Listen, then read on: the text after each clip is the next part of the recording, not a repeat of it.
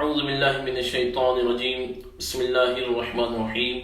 الصلاۃ والسلام علیک یا سیدی یا رسول اللہ وعلی آلک واصحابک یا سیدی یا نور اللہ۔ مسلمان کی یہ خواہش ہوتی ہے کہ اسے حج نصیب ہو جائے، عمرہ نصیب ہو جائے، اور اللہ رب العالمین ہمیں ایسے اعمال کی توفیق دے جس سے ہمیں حج اور عمرے کی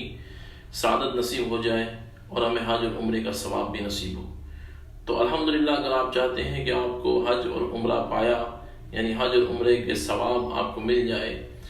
تو آپ کو ایک عمل فقیر بتاتا ہے، اس کو توجہ کے ساتھ سنیں۔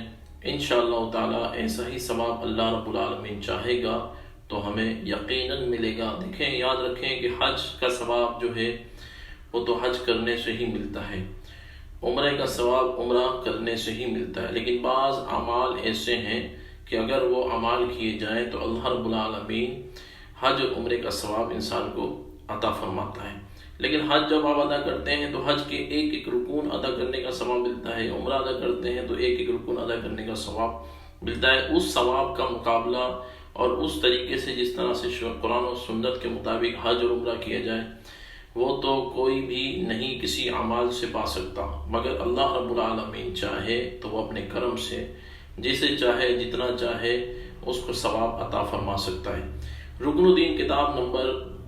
صفحہ نمبر 167 میں، رکن الدین کتاب ہے، صفحہ نمبر ہے 167۔ اس میں محب اعلی حضرت شاہ محمد رکن الدین مجددی رحمۃ اللہ تعالی علیہ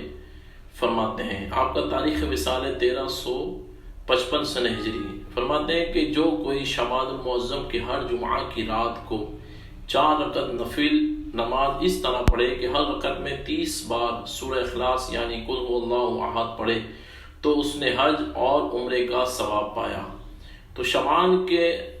جمعۃ المبارکہ کی جو رات آئے تو اس میں یہ عمل کر لیا جائے، تو امید ہے اللہ رب العالمین سے کہ اللہ رب العالمین اپنے کرم سے، اپنی قادر قدرت سے یقیناً ہمیں ثواب ضرور عطا فرمائے گا۔ اور یہ بھی دعا کر لیں اللہ اپنے حبیب سے صدقے میں ہمیں حج اور عمرے کی بھی